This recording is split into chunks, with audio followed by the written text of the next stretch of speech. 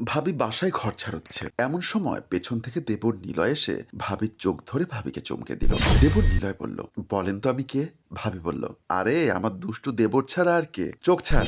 বলতেই নিলয় ভাবির চোখ ছেড়ে দিয়ে বলল, ভাবি আপনি কিভাবে বুঝলেন আমি? ভাবি বলল, বুঝবো না কেন, আমার সাথে দুষ্টুমি মস্করা করার আর কে আছে আমার দেবর ছাড়া? নিলয় বলল, আমার ভাবি দেখি অনেক চালাক। ভাবি বলল, ভাবির সাথে আর কত দুষ্টুমি মস্করা করবি, এখন তো তোর অনেক বয়স হয়ে গেছে, সুন্দর দেখে একটা বউ নিয়ে আয়। নিলয় বলল, ঘরে এত সুন্দর ভাবি থাকতে আবার বউ লাগে নাকি? ভাইয়া তো অনেকদিন থেকে দেশের বাইরে, মাঝে মাঝে একা একা লাগলে আমাকে ডাকতে পারেন না? এই দুষ্টু দেবর, দুষ্টুমি একটু কম করো। বুঝতে পেরেছি, তোর ভাইকে বলে তোকে একটা বিয়ে করাতে হবে। দূরও ভাবি, আমার বিয়ের দরকার নেই, আপনি আছেন না। ভাবি, আপনার কাছে কিন্তু আমার আছে একটা দাবি, আজ রাতে আসবো, কিন্তু রেডি থাকবেন। দেবরের এমন কথা শুনে ভাবি একটু হেসে বলল, ও আচ্ছা তাই বুঝি, ঠিক আছে দেখা যাবে। এটা বলে ভাবি রুমে চলে গেল।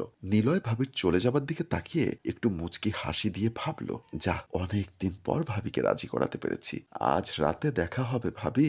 এটা বলেই নিলয় রুমে চলে গেল। মাঝরাতে নিলয় চোরের মতো করে আস্তে আস্তে তার ভাবির রুমে ঢুকে চুপি চুপি ভাবির পাশে এসে ভাবতে লাগলো, আহারে কি সুন্দর রূপবতী ভাবি, ভাইয়ার বিয়ের পর তো চোখে চোখে তোমাকেই রেখে দিয়েছি, কখনো এমন সুযোগ পাইনি, অনেক দিন ধরে তোমাকে আমি কল্পনা জল্পনা করে আসছি, অথচ আমাদের দেবর ভাবি দুজনের মাঝখানে একটি মাত্র দেওয়াল, আজ দেওয়াল টপকে সাহস করে চলেই আসলাম। এই বলে ভাবির পাশে শুয়ে গেল নিলয়। শুয়ে ভাবির গায়ের ঘ্রাণ পেয়ে বলল, আহ কি সুন্দর সুগন্ধি ছড়াচ্ছে ভাবির শরীর থেকে।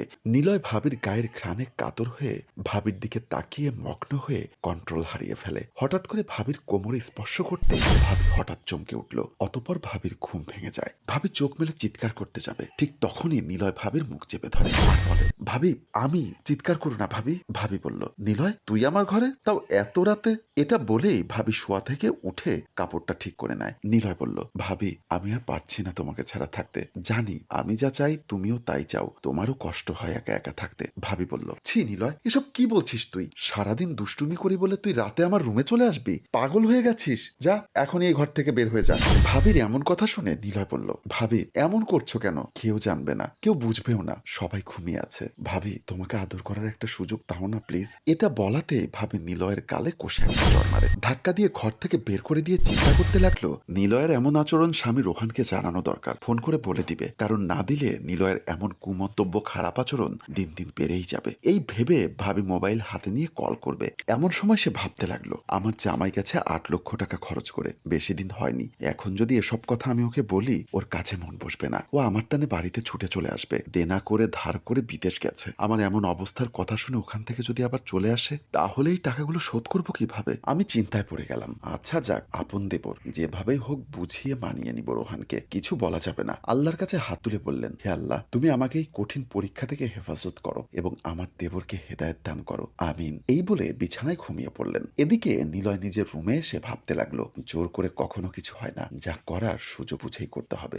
এই ভেবে ঘুমিয়ে পড়ার চেষ্টা করছে নিলয়, কিন্তু নিলয়ের ভাবির থাপড়টা বারবার যন্ত্রণা দিচ্ছে, তাই এর প্রতিশোধ নিতে হবে ভাবতেই চোখটা কখন যে লেগে এসেছে বুঝতে পারিনি। আস্তে করে ঘুমিয়ে পড়ল নিলয়। সকালে ঘুম ভাঙলো নিলয়ের, এসেই দেখলো সবাই টেবিলে নাস্তা করছে, ছোট বোন নোভা, বাবা আর ভাবি। নিলয় ব্রাশ করতে করতে ভাবির দিকে তাকিয়ে দেখে মনে হলো ভাবির এখনো রাগ কমেনি। এমন সময় বাবা নিলয়কে বলল, নিলয় শোন, আমি নোভাকে নিয়ে আমার বড় আপু লিজার বাসায় যাব, অনেকদিন থেকে বলছে আমাদের ও বাড়িতে যেতে, ফিরতে দেরি হবে, দুপুরে ওখানে খাওয়া দাওয়া করে আসবো, তুই বাড়িতে থাকিস, বৌমাকে রেখে একা কোথাও যাস না। নিলয় বলল, ঠিক আছে বাবা। বলেই মনে মনে খুশিতে আত্মহারা নিলয়, কারণ এত বড় বাড়িতে আমি আর ভাবি একাই থাকবো, এই সুযোগে গতকাল রাতের থাপ্পড়ের প্রতিশোধ নিব ভেবেই নিলয় বলল, ও নিয়ে তোমাদের ভাবতে হবে না, আমার বাইরে আজ কোনো কাজ নেই, সারাদিন বাড়িতেই কাটিয়ে দিব। বাবা বলল, তাহলে ঠিক আছে, আমরা নিশ্চিন্তে যেতে পারবো। এটা বলে নোভাকে নিয়ে বাবা চলে গেলেন। এদিকে নিলয় হাত মুখ ধুতে লাগলো, মনটাও বড্ড খুশি, আজকের সুযোগটা আর হাতছাড়া করা যাবে না। সকাল 10টা বাজতে বোন ও বাবা বেরিয়ে গেল। এখন বাসায় শুধু আমি আর ভাবি। বাবা ছোট বোন লিজাকে নিয়ে বড় বোন লিজার বাড়িতে গেছে। নিজের রুমে এসে শুয়ে রইল নিলয়। মন মানছে না, তাই নিলয় আবার রুম থেকে বের হয়ে যায়। রান্নাঘরে গিয়ে ভাবির সাথে ভাব জমাতে চাইলো, কিন্তু হলো না। রান্নাঘরে যেতে ভাবি বলল, আরে নিলয় তুই এখানে কেন আসলি? তোকে না বলেছি আমার কাছে আসার চেষ্টা না করতে? নিলয় বলল, আরে ভাবি এমন করছো কেন, একটু পানি নিতে আসলাম। ভাবি বলল, এখানে কি? আমার রুমে ফ্রিজে পানি আছে, ওখান থেকে নিয়ে খেয়ে আয়। ভাবির কথা শুনে নিলয় ভাবির রুমের ফ্রিজ থেকে পানির বোতলটা নিয়ে চলে আসলো রুমে, আর মনে মনে ঠিক করলো, তোমার সব দিমাগ আমি আজকে শেষ করে দিব। অপেক্ষার পর অপেক্ষা, বড্ড আফসোস আফসোস, ভাবিকে একা পেয়েও কিছু করতে পারলাম না। দুপুর হতে ভাবির রুমের দরজায় এসে ঠকঠক করে। ভাবি বলল, কে? নিলয় বলল, ভাবি দরজাটা খোলো। এটা বলতেই ভাবি খুলে বলল, কি ব্যাপার? ক্ষুধা লেগেছে, খেতে দিন। ভাবি বলল, টেবিলে খাবার রাখা আছে, যাও খেয়ে নাও। কেন, তুমি খাবে না ভাবি? ভাবি বলল, তুমি খেয়ে নাও, আমি পরে খাবো। এই বলে ভাবি চলে যেতে চাইলে ঠিক ওই সময় নিলয় পেছন থেকে জড়িয়ে ধরতে যাবে। ঠিক তখনই ভাবি মাটিতে বসে পড়ে কাঁদতে শুরু করলো। কাঁদতে কাঁদতে বলল, নিলয়, আমি অজু করে এসেছি নামাজ পড়বো বলে। এমন কাজটা তুই করতে পারলি? আমি তোকে শুরু থেকে দেবর না, আপন ছোট ভাইয়ের মতোই জানি। তাছাড়া আমি তো প্রবাসী ভাইয়ের আমানত। আমাদেরকে দেশে রেখে সবাইকে ভালোভাবে রাখার জন্য সে বিদেশে কেটে মরছে, আর তুই অনেক দিন থেকে আমার সাথে খারাপ আচরণ করছিস। স্বামীকে কাছে না পাওয়ার বেদনা ভুলে থাকার জন্য তোর সাথে একটু হাসি ঠাট্টা মস্কারি দুষ্টুমি করি, তাই বলে কি তুই আমার সাথে এমন কাজ করতে পারবি? আর তুই কিভাবে ভাবতে পারলি আমার ইজ্জত আমি তোকে দিয়ে দিব? তুই কেন, আমি যদি কোনো ডাকাতের হাতেও পড়ি তবুও নিজের ইজ্জত বাঁচানোর জন্য প্রাণ দিব। তবু নারীর অহংকার অমূল্য সম্পদ অবৈধভাবে কাউকে বিলিয়ে দিব না। এটার মালিক শুধু একজন, যে আমাকে কলেমা পড়ে এই ঘরে নিয়ে এসেছে। আর যদি আমার সাথে কিছু করতে হয় তাহলে আমাকে মেরে করতে হবে। আমার জীবন থাকতে আমি কখনো এমন কাজ করতে পারবো না। এরপরও যদি আমার সরলতার সুযোগ নিয়ে কিছু করতে চাস, তার বিচার আল্লাহ করবে। বুকের কাপড় ফেলে দেয়, ধর আমার গলা টিপে মেরে ফেল, তারপর যা করবি কর, বাধা দিব না। আমাকে ছিঁড়ে ছিঁড়ে খেয়ে ফেল। কান্না করতে থাকে। নিলয় ভাবিকে থামিয়ে কাঁদতে কাঁদতে বলল,